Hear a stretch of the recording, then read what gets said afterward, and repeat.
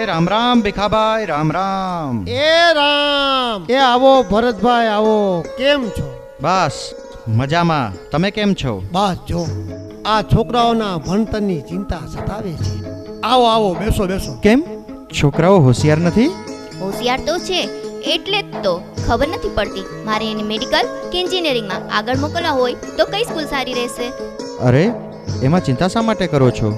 આપણા વેરાવળ શહેરના બાયપાસ પાસે ક્રિસ્ટલ સ્કૂલ છે, એની મુલાકાત લો.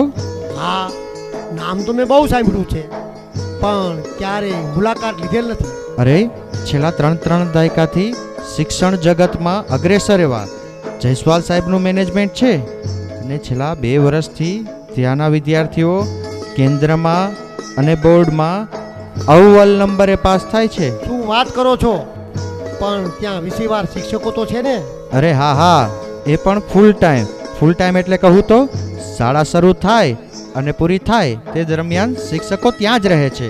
અને વિશેષમાં કહું તો ત્યાંના 1 નહીં 2 નહીં પણ 3 વિદ્યાર્થીઓ ભૌતિક વિજ્ઞાન, રસાયણ વિજ્ઞાન, જીવ વિજ્ઞાન અને ગણિતમાં 100માંથી 100 માર્ક્સ મેળવી શાળાનું નામ રોશન કરેલ છે. પણ ત્યાંથી કોઈ પણ વિદ્યાર્થીઓ મેડિકલ કે એન્જિનિયરિંગમાં ગયેલ છે? હા, ઘણા બધા. આ રહ્યા તે વિદ્યાર્થીઓના નામ.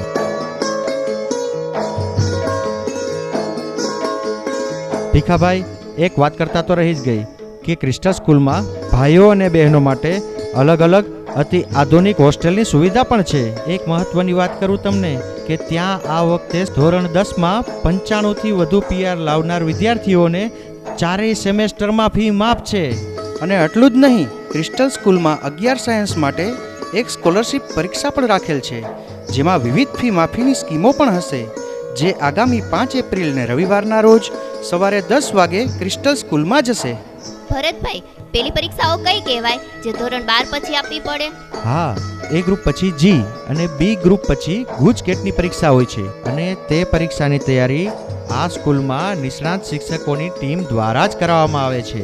અરે વાહ ભરતભાઈ, વાહ, હળવો થઈ ગયો. જલ્દી તમે મને એનું એડ્રેસ આપો. હા, કેમ નહીં. આ રહ્યું તેમનું address. Crystal school, Choksinagar, Veraval bypass ચોકડી પાસે, જુનાગઢ હાઈવે, વેરાવળ.